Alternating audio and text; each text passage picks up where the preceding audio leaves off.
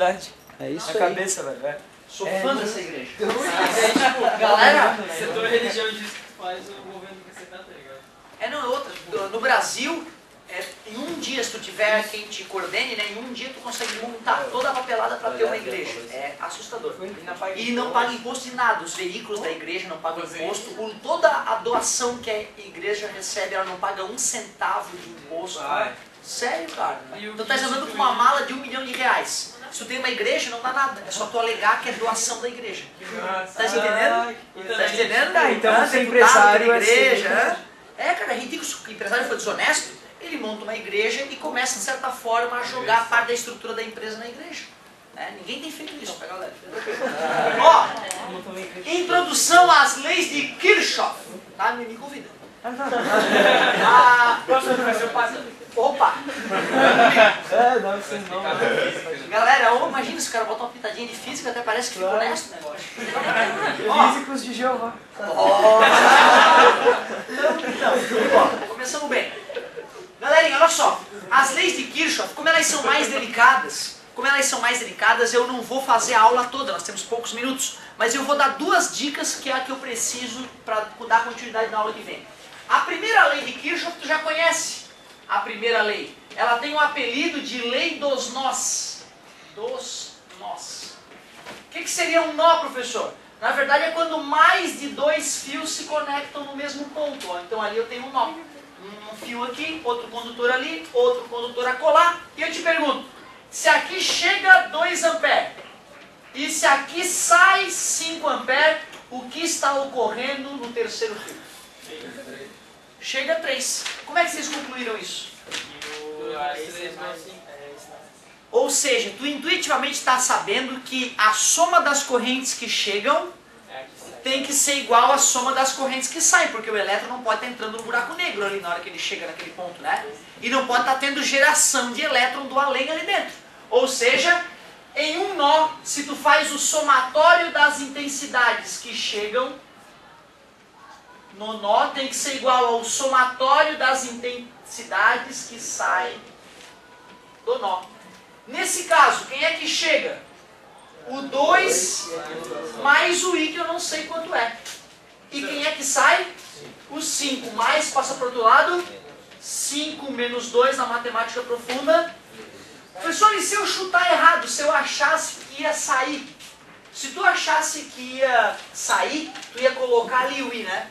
Ia dar menos 3. O que mostra que tu estava errado. Que o menos 3 significa que o I era para o outro lado. Exatamente. Então assim, ó. Sempre tem que ter uma setinha. Como? Sempre tem que ter essa. Os outros têm que ter a setinha, senão tu não sabe o que está acontecendo, né? Se tu só bota 2 amperes, tu não sabe se está entrando ou saindo.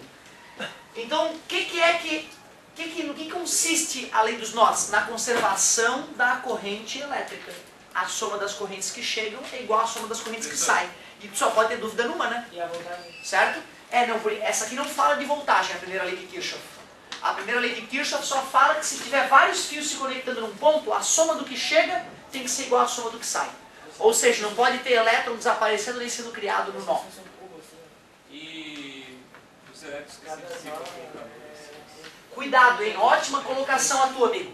Os elétrons, galera, que geram o efeito Joule, eles perdem energia, eles não desaparecem, eles perdem velocidade, digamos assim, tá bom? Então, quando o elétron acaba se arrastando por dentro de um resistor e gera calor, ele não desaparece, ele simplesmente perde energia, digamos, desacelera. Essa letra aí é sempre, quer dizer, somatório, né?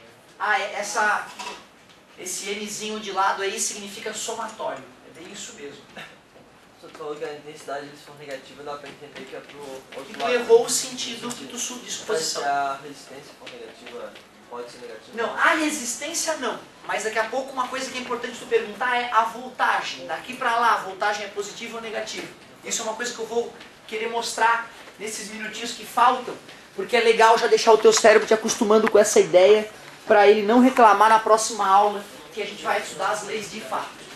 Galera, muito cuidado com o que eu vou te mostrar agora, hein? O momento mais importante é esse aqui, ó. O momento mais delicado e mais importante. Imaginem então que eu tenho um circuitinho elétrico. Desse jeito, outro circuitinho elétrico, desse jeito. Aqui eu tenho 10 volts, aqui eu tenho 2 ohms e tem 3 amperes passando para a direita. Muita atenção, hein?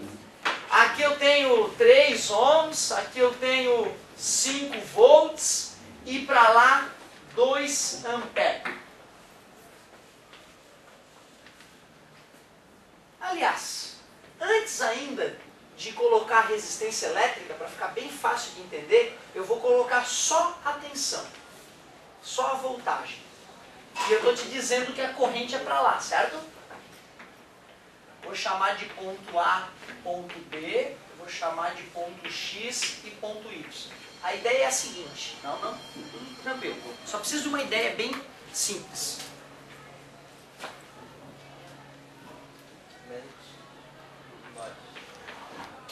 Esse cara, esquecendo isso, para onde que ele empurraria a corrente? Da esquerda para a direita, não é isso? Essa corrente está a favor ou contrária? A favor, então esse cara está ajudando a corrente elétrica, não é isso? Então do ponto A para o ponto B, tu acha que existe mais ou menos 10 volts? Mais 10 volts, porque acresce uma voltagem na corrente, não é isso?